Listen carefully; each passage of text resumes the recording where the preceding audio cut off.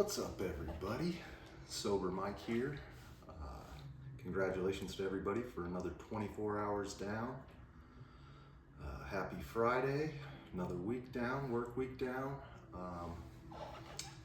I didn't have the greatest work week or the greatest week in general, but through what I've learned through my recovery, I didn't let it get the best of me. I just tried to remember that even on my worst days, I have it better than when I was caught up in drugs and alcohol, that's for sure. All right, so I got something special for you guys today. I'm gonna give you a 1-year recovery plan. Well, first I'm gonna show you my past year that I've been through, and show you what not to do.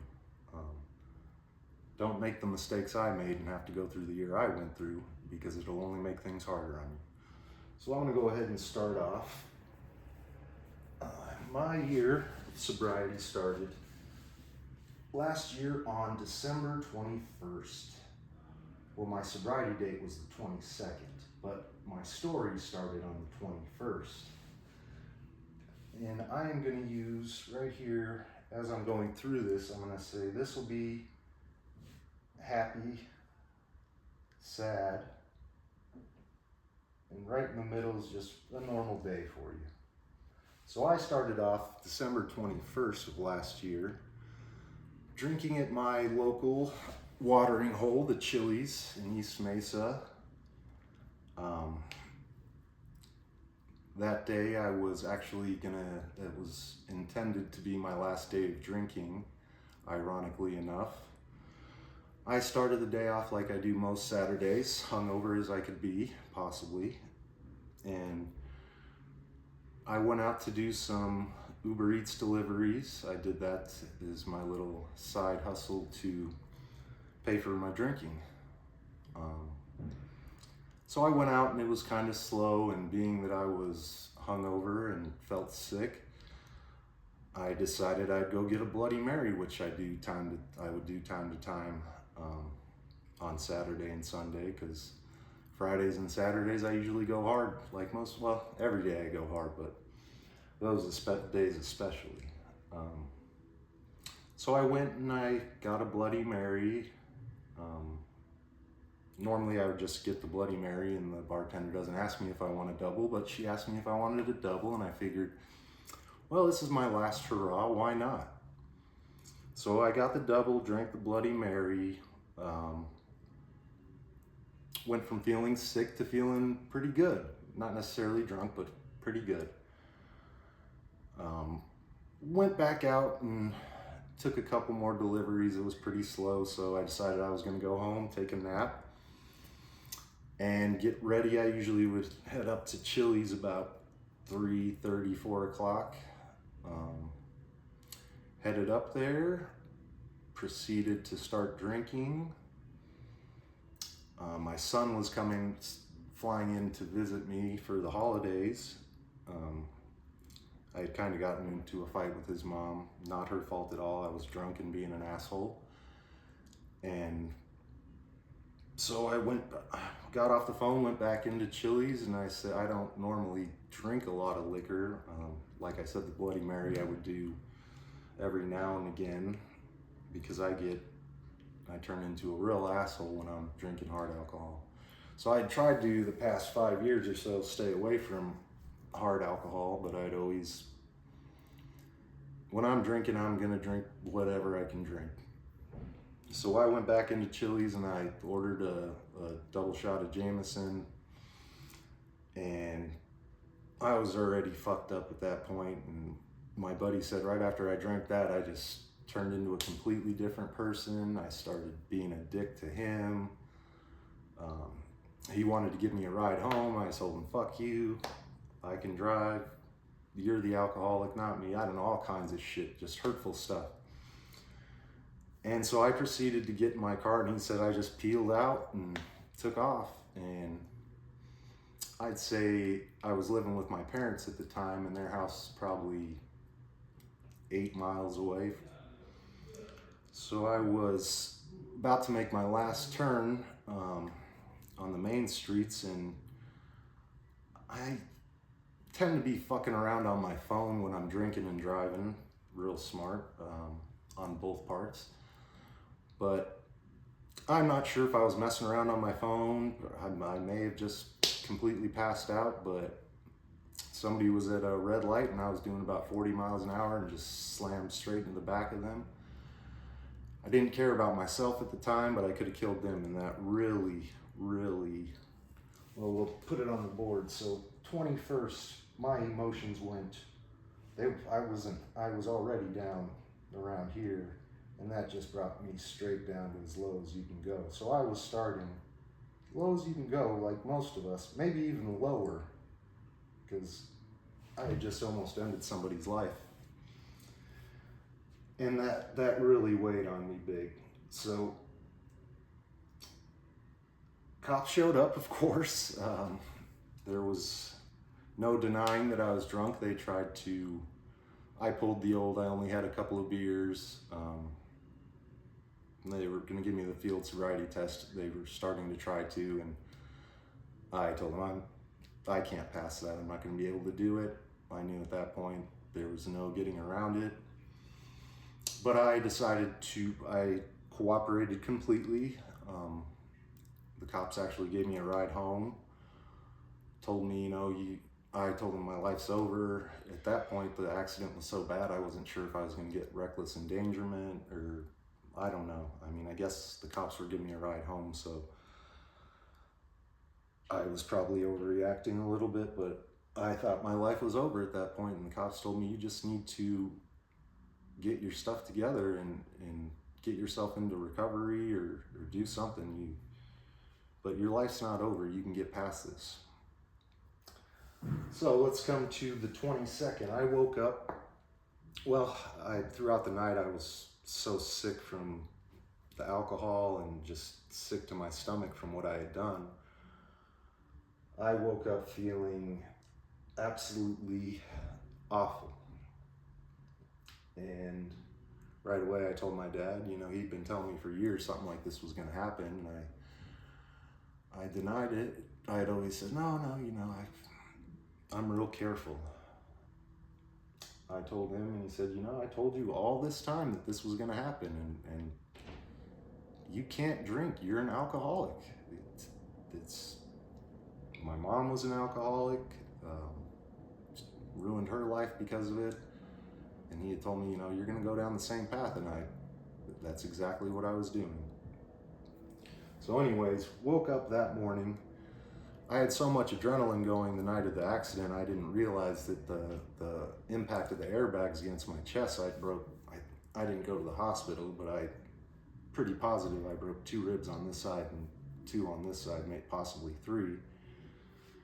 And I smoke cigarettes, so I have a smoker's cough, and for about 2 weeks straight, I was just down here, trying to make my way.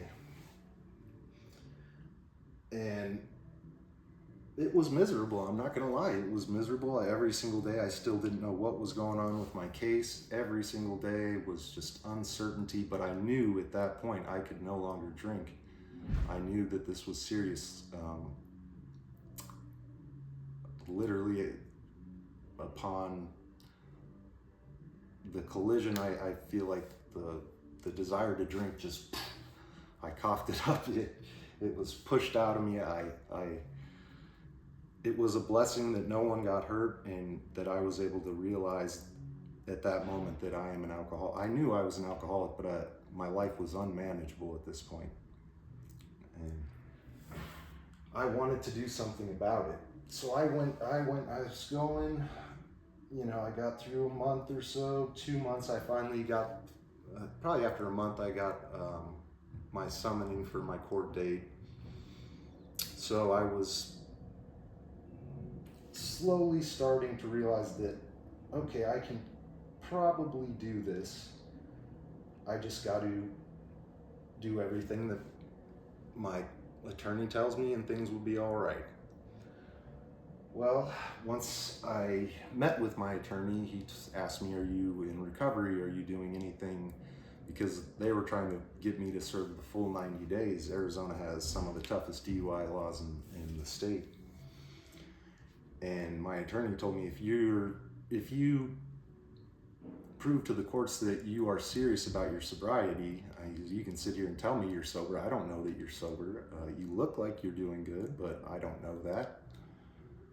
You need to start either attending meetings, go to counseling, some sort of something that shows the court that you're actually trying. Being that I'm not a religious person, I did not want to go to Alcoholics Anonymous meetings, because I'd gone to meetings before, and the first thing they start doing is praying, and I'm not religious, and it just, to be honest, it just made me uncomfortable, and I didn't want to be there. So I figured I would, I had to do this for, I think he got me a month's continuation, so I figured I would just do this for a month and get me, just kind of, I think by this point I was back to, still just sad. But so I did that for a month, I started doing that for the first couple of weeks, and I just stayed right here because I was just going and getting my papers signed. But what I knew was I was willing to do anything to stay sober.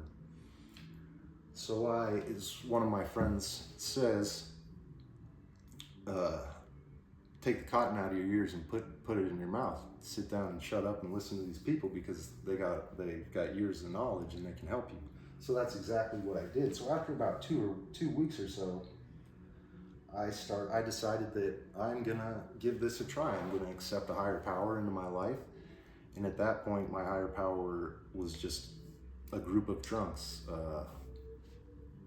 G-O-D, a group of drunks, God, which I later developed into my higher power that I call God, just because that was easier for me. I don't know if my higher power is the same as yours, which is just fine. In sobriety, all you need to know is that there's something bigger than you that has gotten you this far, because I don't know about you, but I have had many near-death experiences in my life, not just the car accident, due to alcohol. So once I accepted that maybe this higher power thing could work for me, I started saying almost kind of selfish prayers, because I didn't know how to pray. Please don't make me serve this 90 days. Don't make, asking for things. But even though I didn't know how to pray, things actually started happening for me.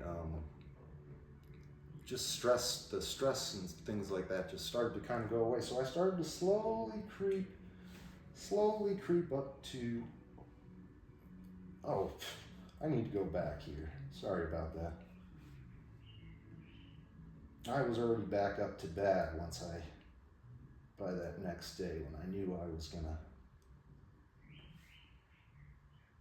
was gonna quit. All right, so let's come back along. So I was down at bad here until I accepted that I needed a higher power, and that's when things started to kind of come up this way for me. My graph's not good at all, because that happened at month 3. There we go. It wasn't until month 3 that I got into the program and started accepting a higher power into my life. I apologize for that. All right, so here we are. As you notice, I broke this whole year down into quarters. So I had already waited a full quarter of my year before I realized, well, actually I didn't even realize. I was kind of forced into going to Alcoholics Anonymous to get my slip signed. And once I started to realize that, hey, these people got something going, I got back up to just feeling pretty normal every day. Like, I can do this. We're at normal here. I can do this. Then I started attending more and more programs and started using these things I'm learning more and more in my life. And so I started to have days where, wow, this is pretty good. I can be happy, And, then I'd have bad days where I'd come back down and just be normal. And then, there'd be where I come back down here a little bit and bounce back up, you know. And then once I got to 6 months, I started doing more and more. Obviously your brain you start becoming more lucid. You start wanting to do more things. The fear of just everyday life started to leave me. This is right when I started. This whole time I was working, I worked for my uncle, so I was kind of blessed in the fact that I didn't lose my job over this, which in some places they find out you have a DUI, you can lose your job. I was blessed and I didn't lose my job. So this whole entire time I was continuing to work, which was great because I had, not only was I facing court fees and everything like that, but I didn't have a car anymore. My car was completely totaled. It looked like I ran into the back of a bus, pretty much. And my accident was a chain reaction. I hit somebody, they hit somebody, that car hit another car. I think 4 other cars were involved total, which my insurance didn't cover the whole thing. So that was $2,500 right there. And I also forgot to mention my parents were moving to South Carolina, so I had to, within 3 months, I had to find a new place to live. Now, originally, I'm from East Mesa. I was just going to find a place close by there. But since I work for my uncle and he lives in Central Phoenix, didn't really make much sense. And I knew it was probably best for me, even though I wasn't a part of the program yet, I knew it was best for me to get away from the people, places, and things that I was used to give myself the best chance at sobriety. So right here, after month 3, I moved to Central Phoenix, and I was very unsure about the decision I had made. I drove by this apartment complex that I'm at now, pretty much, for 2.5 months straight, if not longer, going to my uncle's house that lives right down the street. And I kind of looked at it and I'm like, that's not a bad looking place. It's not fancy by any stretch of the imagination, but I knew that in order to be successful, I need to not have money be a big stress factor for me, because I was not fortunate. I shouldn't say fortunate. I just didn't have the option of doing a 10-day detox, going to a 90-day. Because of my accident, I wasn't able to do these things. I had to make money to pay back my debts to society. So I knew that even though I had money from my insurance from my car accident, I could have gone and been an idiot like I was when I was drinking and gone above my means, got something nicer than I needed, but I didn't. I stuck to my guns, and I'm glad I did, because it turns out this place is all I need, to be honest. It's probably even bigger than I need. Normally I spend most of the time in my room. When I'm home, I try to stay busy as possible. But that's a very important thing too. Don't go outside of your means, because that's just added stress.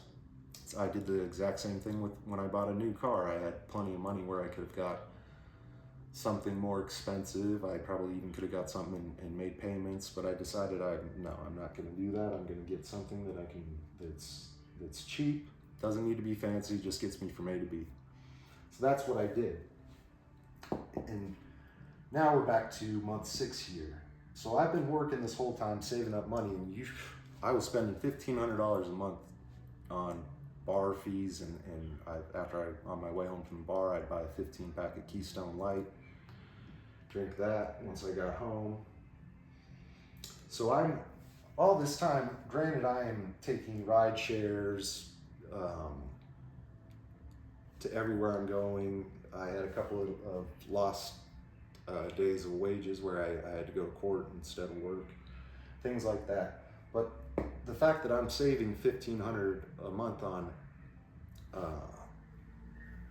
not spending on alcohol or at the bar, it was amazing to see my bank account actually going up for once. Auto pay your bills has been around for I don't know how many years, but I did never have enough money in my account to do that. So this is one of the first times I've experienced in my life having every single one of my bills on auto pay. Actually, my rent, I can't. For some reason, I can't figure out how to set that one up, which is frustrating. But I was doing good. So now I got money in the bank, and I decided my uncle had found this auction where he gets stuff, and so we were going and picking up stuff that he gets real good deals on stuff. We'd been doing this for years. So I got it in my head. I'm like, well, if I'm going to be going there every day anyways, why don't I give it a shot, just start buying stuff and selling, trying to make a little bit of a profit. So that's what I did. Side hustle, very important. Not only does it keep you busy, extra money in the pocket. I know money's not the most important thing, but what I was going through, money was pretty important because I in any way that I could, I wanted to pay back my debts to society because it was really an awful accident, and thank God nobody got seriously injured. All right, so that's what I started doing, and now I'm going from kind of doing, here I was kind of more bouncy, you know, happy, sad, or happy, normal, or got this all messed up now. Going happy, normal, and kind of just bouncing back and forth. But after 6 months, and I got that 6 months chip, I was ecstatic, and I had worked through all the steps. Now I recommend doing it with a sponsor and stuff like that. I don't want to get into the whole AA thing because everybody knows about AA. So I know I've been talking a lot about it because it is a big help. But I do want to touch more on things that help me, like the side hustle and just and stuff like that, and keeping busy with work and how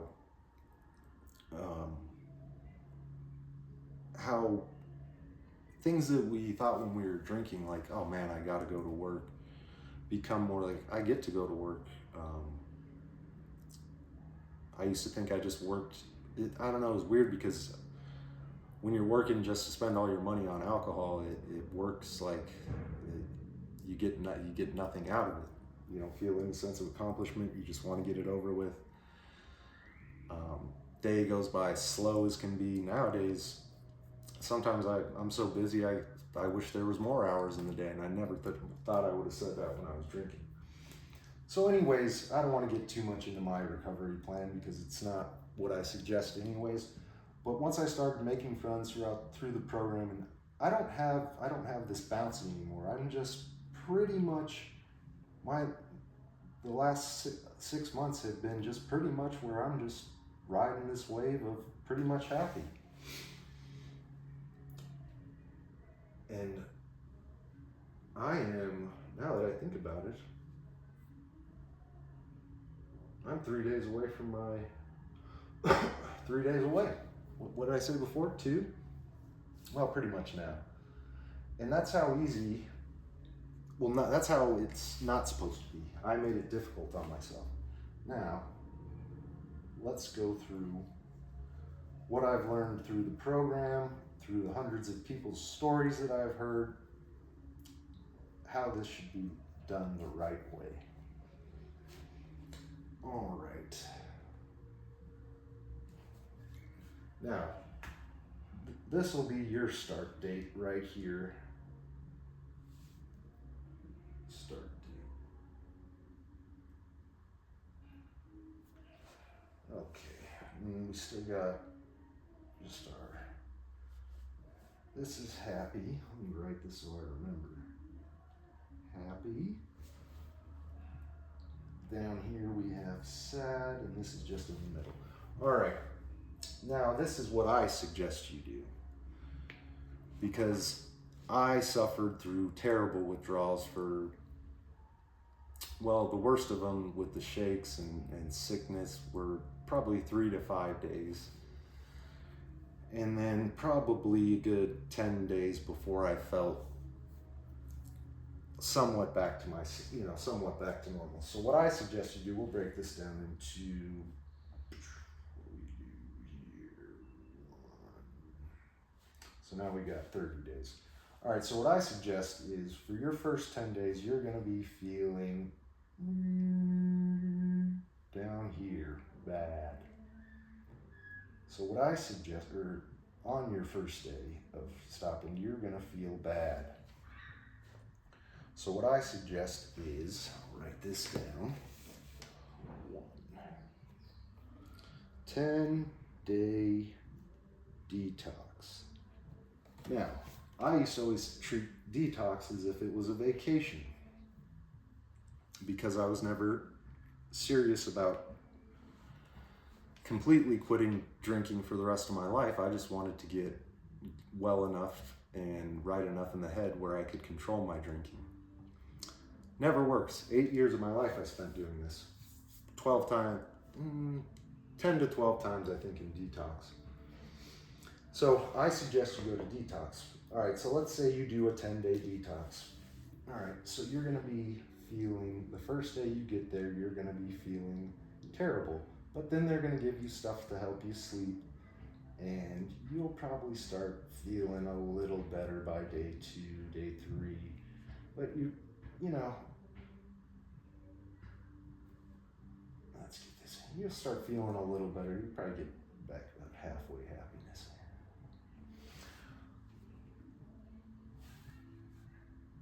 But they're going to give you everything you need to make you feel better while you're in there. I highly suggest it because you can have seizures. I have epilepsy.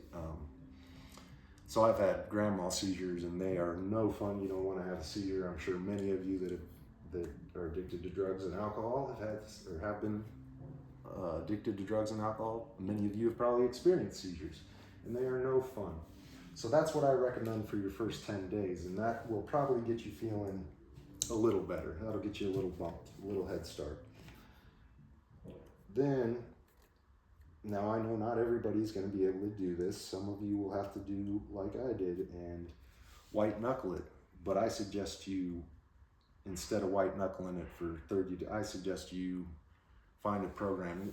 If that's, you just want to speak to a counselor, AA, whatever, I suggest you be around like-minded people, definitely. Then number 2 here, 90-day recovery.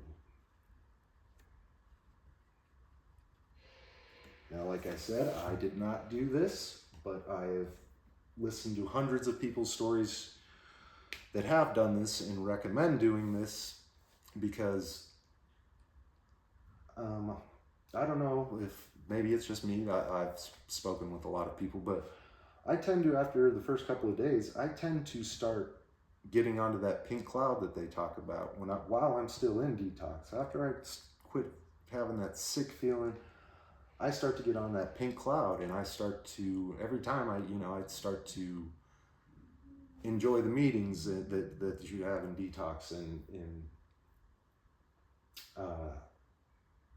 some of the stuff people were saying, it made sense, but for some reason I would never surrender to the fact of, they would always suggest outpatient, intensive outpatient, AA meetings. I always had it in my head that, yes, maybe these people need that, but I don't. I still have a job, this, that. Bullshit.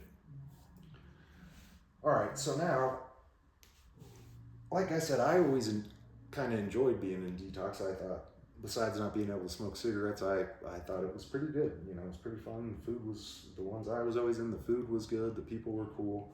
So, like I said, I always kind of started getting back some of that happiness. Now, if you check yourself into a 90-day recovery program, look at how far we're going to come. We're going to knock out, we'll be already past the quarter mark because you got your 10 days. And I have heard through this experience, a lot of people get the kind of bouncing around, but they start to get towards that, maybe not that high, maybe not that close to happiness yet. They start to get a little more closer to leveled off here as they're coming through. All right, so now we're coming out of our 90-day recovery program, and then while you're in there, there's tons of resources. I suggest coming up with a plan, finding that'll be number 3. I suggest finding a sober living home. Now, once again, this is not something I've ever experienced, but I am going to recommend because I've heard hundreds of stories from people who said the fellowship, being around people that are going through the same things that you are going through. Now there's people that are in different stages of their recovery and the sober living. I've heard of ones you can go to 6 months, some that you can go to for a year. I've heard some people that have been in their sober living for multiple years. That's just something you have to check into. So let's say you do a 6-month sober living, all right? Now you're gonna be from right here, and what's good about sober living too is they will provide transportation from. Now there are things you will have to do. You'll have to get a job. Most sober livings, I believe, require you to make a small monthly payment. They'll want you to attend meetings. There's things you have to do around the house. But most of us, if you were at the point I was at in my alcoholism, most of us are willing to do these things because we know where we came from. We know what misery, and we can see that we can now start to see that people are successful in this. It's not just people telling us it works. We can see that it works. All right, so now I'm not going to say that everything's going to be. Now by this time, you're probably coming up, and you're going to have some of your happy days, and you're going to kind of, and you'll have your bad days, but what you're doing is you're passing through time, and you're learning ways to deal with when you have these bad days. When and notice they're not coming all the way back down here. You're having a bad day, and then you're coming back up.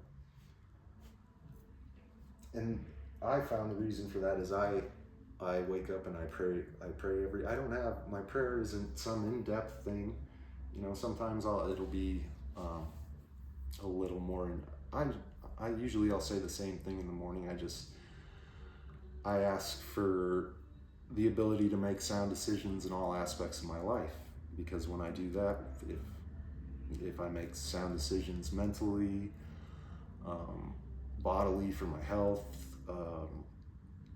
obviously smoking cigarettes is one of the things I need to cut out next out of my life, but I have started working out and eating a lot healthier. I was drinking and eating fast food all the time, so not healthy at all. But it's amazing how fast, when you start to do these things and you get, like I said, the sober living, once you get in there, they're gonna want you to get a job. So 4, find a job. Self-worth is very important as well. Like I was talking about earlier, most of us, when we get to our job, we're working just to get through to the day, just to get to that drink. 5 o'clock, happy hour, let's do it. That's how I lived anyways. Now that I find that I have a bigger purpose in life than just wasting it away on alcohol, I take pride in my work. This week there was stuff that happened where, our paint sprayer broke down, and that was frustrating, and, just stuff in my personal life. This was one of the first weeks in my personal life where I thought something really good was going, and then it didn't work out. And guess what? That's okay too. I tried to kind of hide my emotions and act like I was super happy when I wasn't exactly happy. And then once I reflected on my week today, I realized that I was kind of masking my emotions, which isn't a good thing. So I thought about it, reflected on it, realized I'm no better or worse off than I was before. So there's no point in sitting here and stewing on it. It is what it is. My higher power's got my back. I leave him in control now. So obviously it just wasn't the right time, wasn't the right person, whatever it may be. But I got through it. That's most important. And I really believe if you follow some of these steps, you'll see how fast, you will get through this year, and you'll see that you don't really have you're going to be up here. You're going to be happy a lot of the times. And I also wanted to kind of reflect on the fact that I was mentioning how my day goes by so much faster now that I don't drink, which is true, and it's an amazing thing. I mean, we're already almost through Friday, at least for me. I wake up early, so I'm in bed probably about 8:30, 9 o'clock. But it's amazing how fast your day will go by. But for me, looking back on my year, it almost seems like it flew by, but I accomplished so many things that it's kind of a weird thing. It almost seemed like it took a long time because I accomplished so many things, but I was just taking things one day at a time. I was taking care of the things I could take care of that day, and I was doing that for that day only, and making sure that I wouldn't drink that day, and then I'd wake up the next day and do that same exact thing that day. And I found that time, when you're drinking, time, you're just living, you're looking at that clock, just waiting for that time where it seems feasible to have a drink. And I had gotten to the point where it was feasible any time of the day for me to have a drink. And I just want to wish everybody out there a happy Friday. I think that's it for me today for the chalkboard lesson. I hope everybody out there's having a great Friday, and if you're not, just know that things can get better. The holidays are coming up, and I know that's a hard time for a lot of people.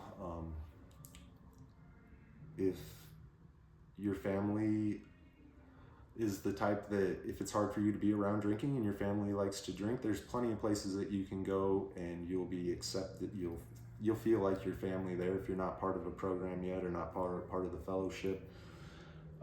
I suggest it. It has really changed my life because all these things that I'm saying just seem so simple, and they have been told to me for 20 years of my life, but until I actually I saw other people doing this, and there's something about when somebody's telling you their story that's so dear to them, the gift that has been given to them, sobriety, through other people's stories and experiences and listening to what works for them. And I don't do that's part of the reason I haven't gotten a sponsor. I don't know if maybe in the future I will change my mind. Part of the reason is because I like listening. There's some things I like that some people say and that I like and I use, and there's some things that people say that I don't like and I don't use. Sometimes I'll go and go to a meeting and I won't really be feeling it, and I'll just go home, and that's perfectly fine too. But that's very rare. I feel that being around like-minded people is the best way to stay sober. It really is. You got to change people, places, and things, and your friends will understand if you tell them that, hey, look, I really have a problem with this thing and I need to quit. They'll understand, and if they don't, they're not real friends anyways, and you don't need them in your life. So anyways, I hope you guys have a good Friday. It's a tough road, I'm not gonna lie, but I really feel like if you do these steps that I suggest, you're gonna be amazed how quick this year is gonna go by. and how quick the promises start coming true. Because before this accident, I was planning on drinking. I can't say that I would have failed, but I know my life wouldn't be what it is right now. So that car accident, even though it almost ended my life, it was the day that I was reborn. It really is. And I never thought I would say something like that. It sounds cheesy and cliche and stuff, but it really is. So everybody, enjoy your Friday. I used to drink a lot of beer, and when I did, I drank Modelo. But I don't do that anymore. Stay sober, my friends.